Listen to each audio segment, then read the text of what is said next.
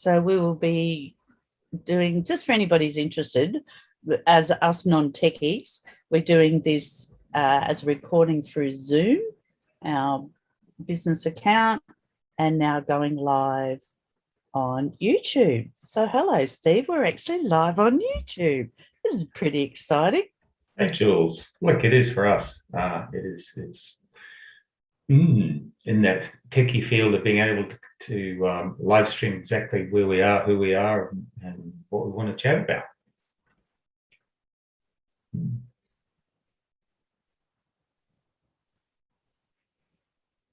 So what we want to spend a little bit of time with you guys today is on gifts distortion for those who have already done their gifts. You'll be aware that there are primary, secondary, complementary gifts. And one of the things around gifts is they have a tremendous power to bless the lives of so many people. Also, we have the ability to distort these gifts. And anytime we want to step into, for example, these are my gifts, these are my primary gifts, we're distorting them because the gifts are there to come through us to bless the lives of others. That's when they have that power. Anytime we want to be in our head and we want to bring up old story and narrative, anytime we want to point the finger, we simply need to know that we're just distorting the gifts. We don't need a great story. We don't need a volume on how we did it, why we did it, or what's going on.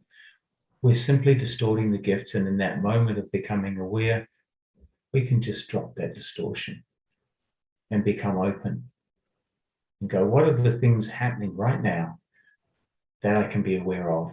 What are the things that want to come through that are so much better than replaying the old story, the old narratives, or any story that comes up at all? Jules. Yeah.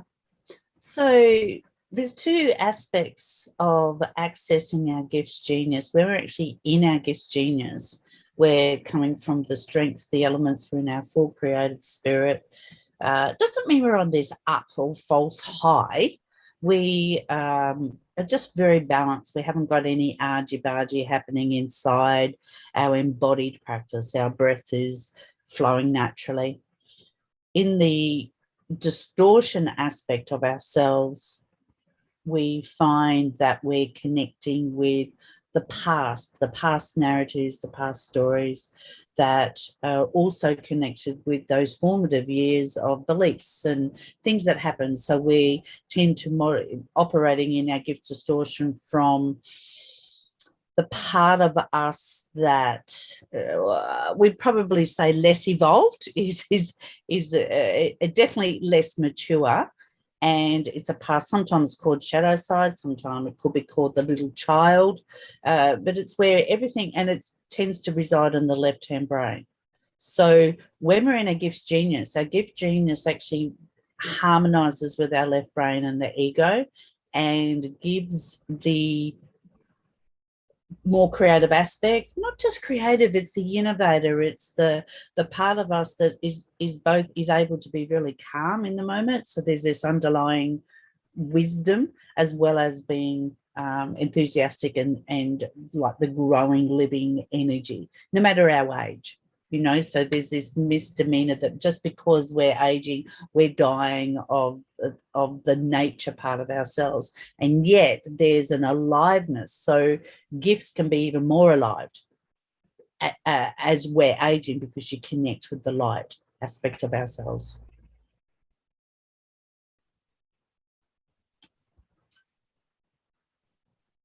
And in the beginning of when we started this recording and we expressed our technological knowledge or lack of it, there was an opportunity for us to go right into gift distortion and get all kinds of silly stories. I'm not good enough. This is useless. The technology is rubbish. We didn't. We just went, hey, let's do it. Let's see what happens. Let's be open to trialing this. And of course, we did some work behind the scenes to help make it more smooth. But even if it had just tanked and we went, it's gone nowhere. All right, then we start again.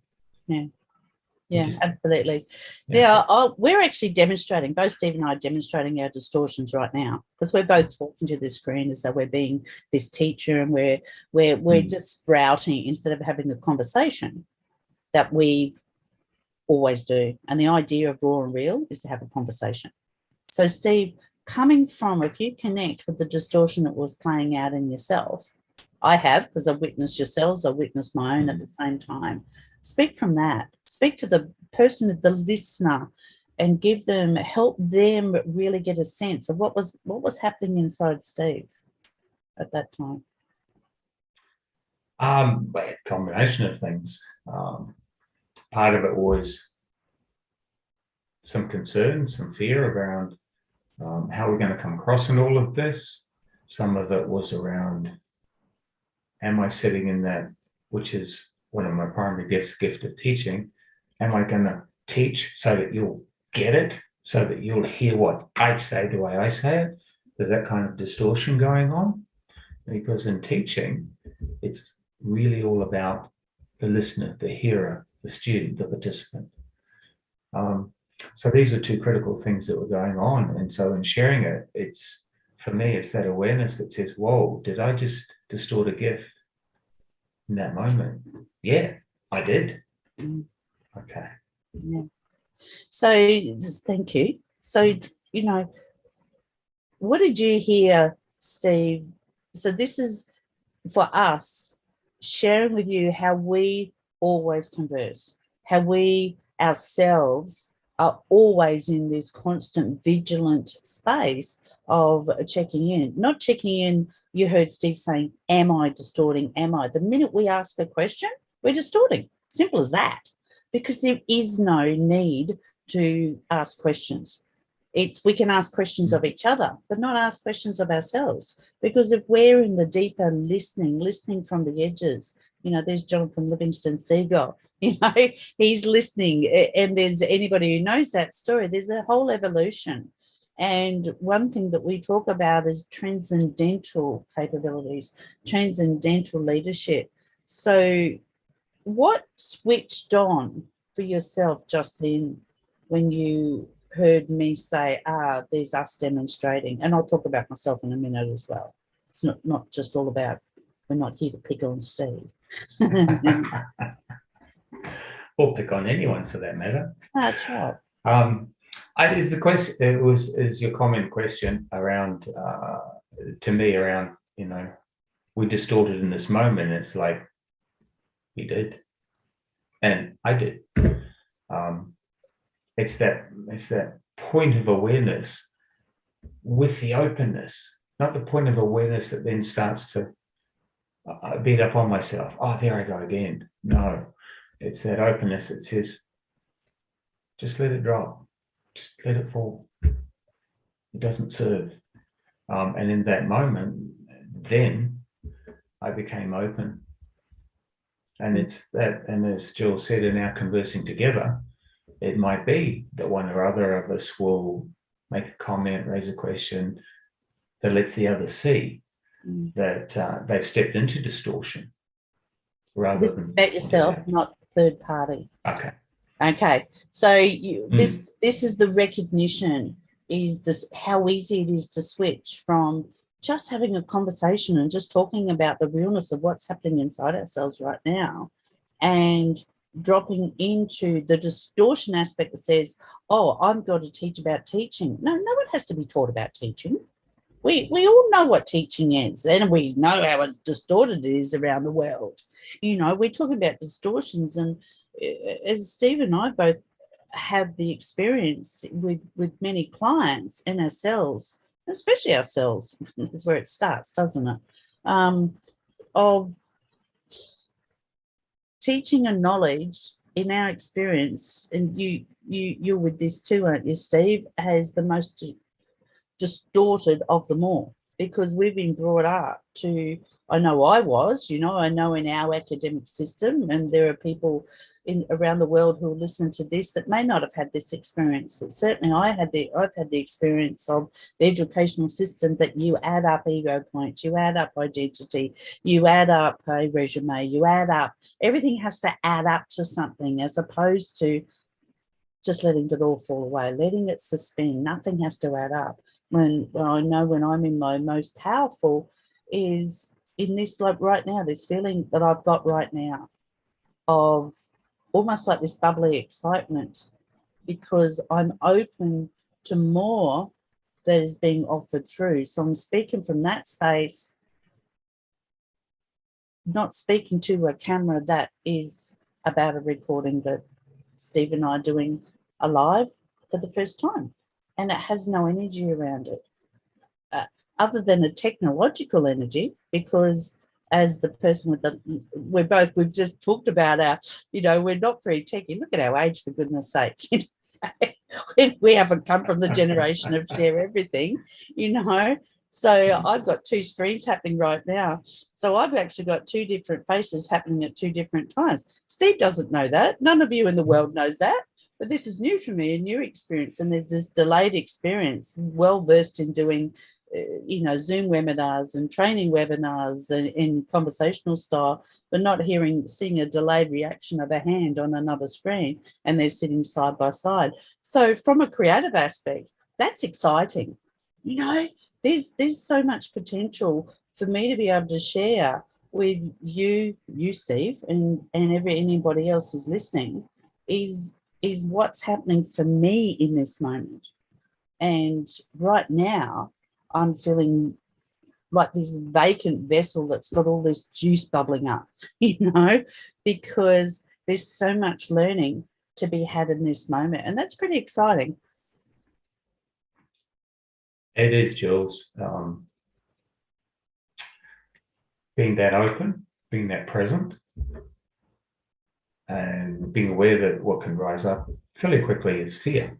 So, can I handle it? Will I look like an idiot? And none of it matters.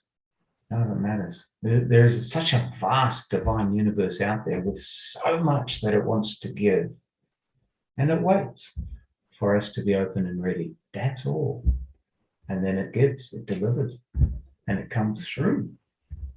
Mm-hmm. So how would you describe, so far we've described distortions in a manner that is the old transformational model. Recognize what's not happening, do something. It doesn't necessarily we're making it wrong. We're doing something to make it different, or doing something that we're choosing because we've recognized what it's not. So in our language of demonstrating what it is and showing what's happening on the inside and making it, it's not about being vulnerable. I haven't got an issue with that, It's the fact that of being able to demonstrate what it's like on the inside, So Steve, it's about you talking from, yes, okay, I asked you a question which turned the switch on, but without me, what are you going to do, or what do you do that turns that switch on, rather than using the model that you've got to find a mistake and leverage off that mistake?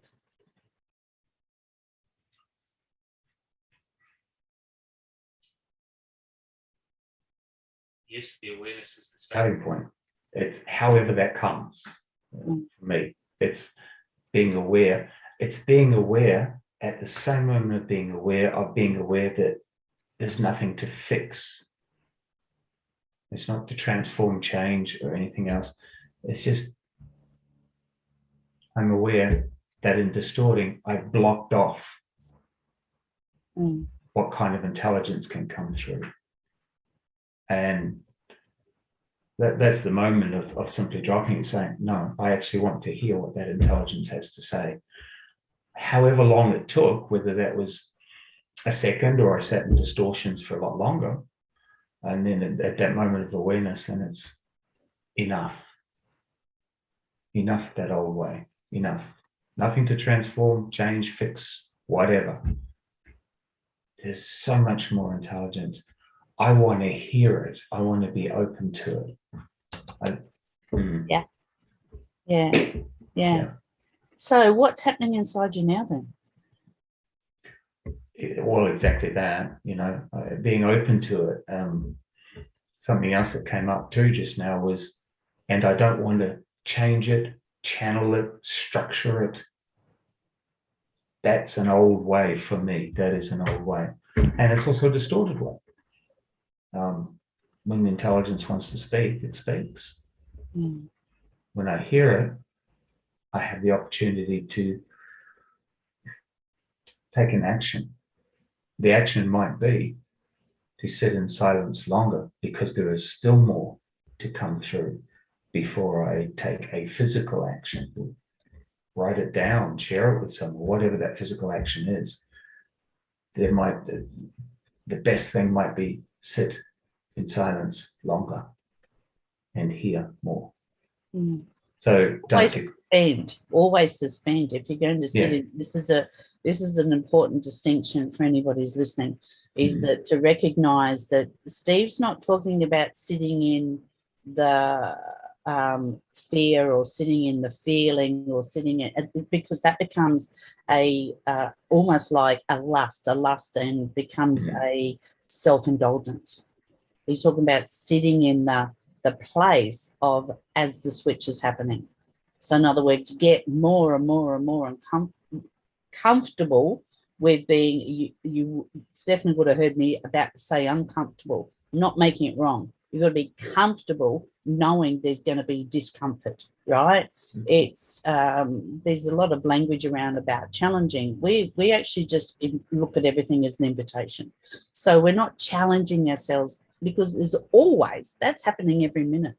And it's where, when we're in our breath, when we're deeply embodied inside this breath, then that's where you feel the alive juices. Have I made a mistake, or is that okay with what I just said? No, that's great. When you talked about the breath, just then I was checking in on my own breath, and where is it sitting? Is it sitting, right up here? Is it way further down in the middle? Where is it? Because the further down it is, the more I find there's that beautiful openness, nice. Without expectation. And it was sitting very low, and hence that feeling for me of that openness. And I've heard you mention awareness quite a bit, which is great.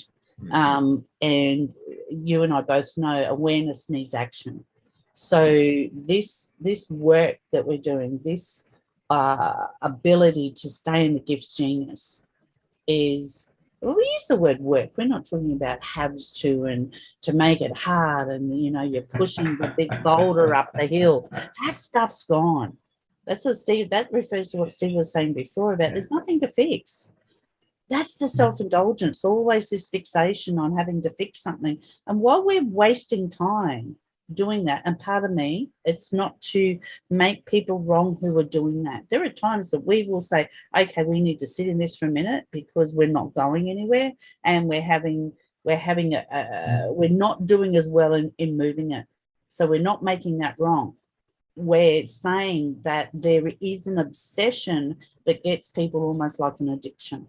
And transcendental leadership puts transformational leadership, just park it. We park it to the side. That's where the distortions lie. We know that's where the narrative lives. We know that when we step into that, we're going to go on this looping cycle. We can get in and out of that cycle anytime we want. But we're both aware of awareness needs to have action with the presence. So it's about taking action in the moment. And it's really fast. You're just popping the bubble. You go, of course. And the minute we go, of course, stop the narrative. If we hear ourselves loop back and go, yes, we would have done, no, stop, full stop, stop. Because there's lots of lures in enticements to keep us down that pathway. And by the way, society is set up for that. Society is set up in this victim perpetrator model. So the victim model want you to dive deep, and the perpetrators are going to belt down at you. You're going to get this sense that there's a victim and a perpetrator model, or control shifts and power shifts happening in our conversation. That's not what we are doing here. We are doing here, and I'll let Steve speak for himself, of course. Our aim is to, on a live call, we show you how we do it. We're here to serve. We're here to serve you. We're here to serve humanity. We're mainly here to serve the presence of the moment. So we're leading from the future as it presents itself. Doesn't mean we're a victim of what happens outside of ourselves, not at all. It means that we are in charge, we're in full power of our sovereign self. And to be in full power of our sovereign self means to take action. Awareness is not enough. Awareness is imperative. We must have awareness. Awareness is only one step in that process of me being in my beingness of the listenings as it's presenting. Follows awareness is, in essence, crossing the threshold into a new. You can stand at the threshold, and I know that when I have done that, it's like standing nowhere. The past comes forward and repeats and loops around and cycles around. The stories, the narratives. It's just about stepping over the threshold. And even if I wobble a bit and there's uncertainty around it, it's like there's a vast world over the threshold. Yeah. It's just waiting. Steve, it's just waiting. Step over. You know. So the person that can I stop you? Do you mind holding yeah. on for a sec? Not holding your breath, of course. So the person that is trying to step over the threshold is in distortion, because there is no trying, and that's the moment. And we allow that response from inside ourselves to go, we're pushing it against, we're fighting against this barrier that we're meeting right now. And the minute we recognize, the barrier just drops, it disappears, you know? So where would distortions play the most, when I say the most powerful, take over in your life the most, Steve? In mine? Two key areas. One is in teaching. Yeah. If I'm one-on-one with someone or I'm in a group situation, how easy it is to go past the point of where the teaching is beneficial. Because I'm excited about either what I'm saying, how I'm saying it, that it might be having a really solid beneficial impact that I think it is. And the other area is in knowledge, and some of the ways that I've distorted knowledge are withholding it. Like, I'm curious to find out the great. Now, I'm not going to share it. Yeah. Or I'm going to bury you under all that sharing. I'm going to give you so much knowledge because I think it's good for you to know. And the people are not, they don't need that much. They need a part of it. They need a little bit of it. And so the shift for me in the awareness is then, and the action taken is to ask the question, have I given you enough? Would you like to know more? And then they go, no. Great.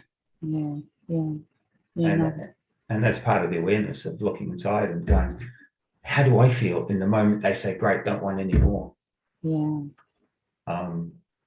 it's a fun thing. And then that's that being open. Am I distorting it again? Because I'm going, oh, really? They don't want to hear what I have to say, but it's going to be really good for them.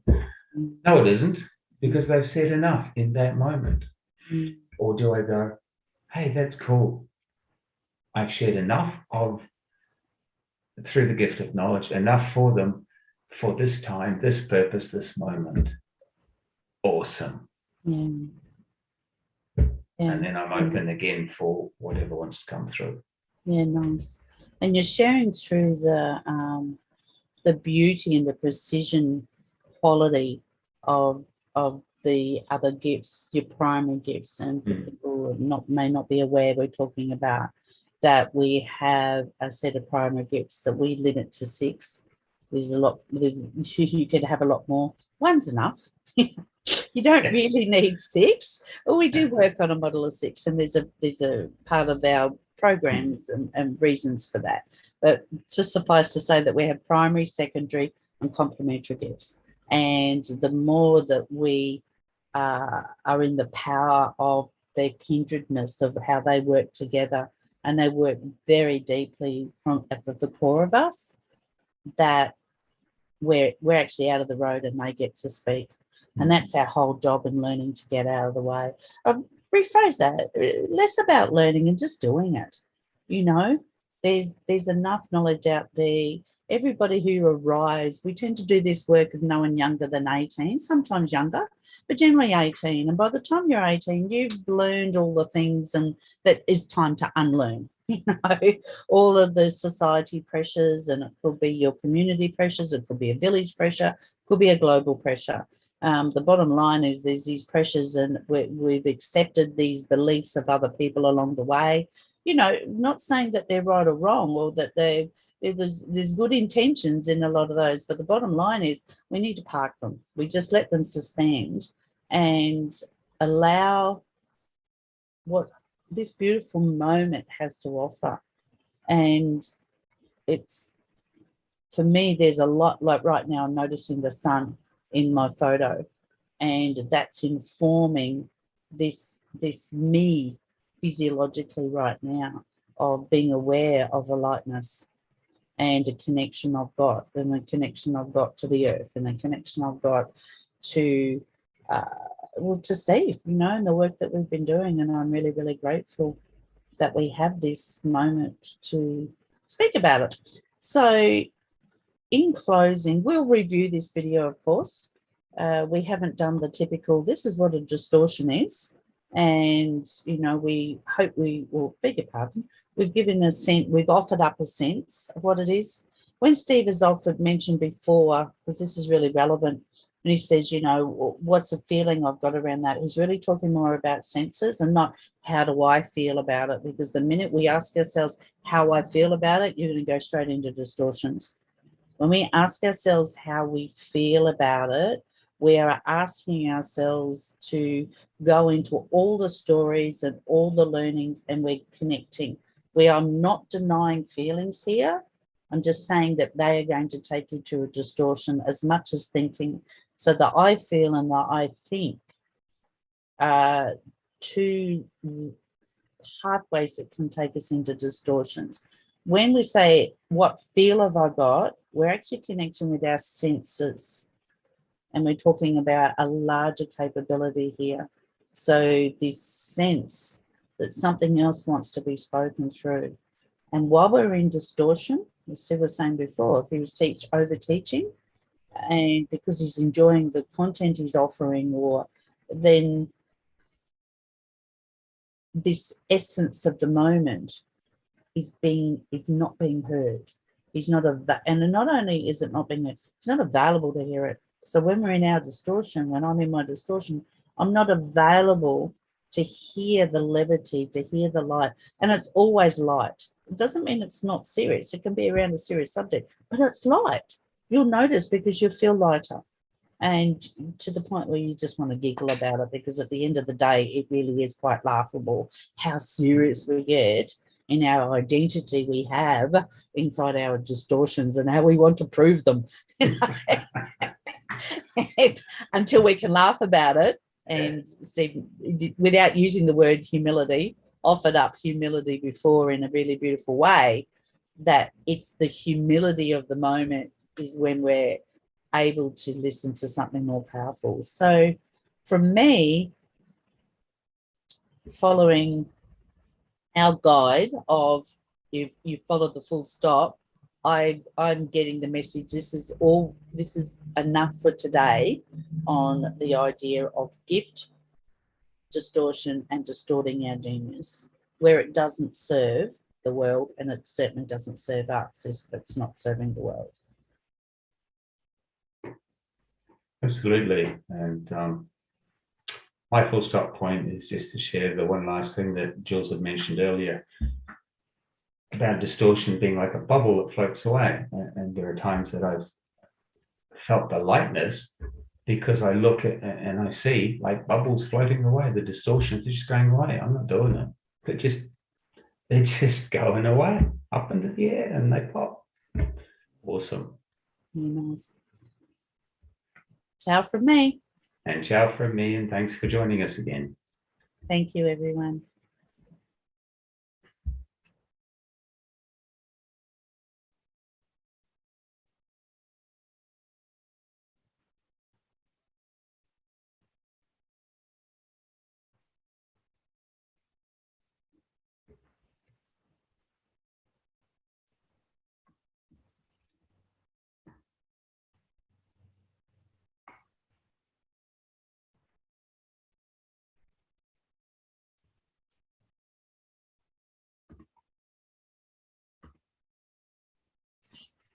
I'll stop the recording.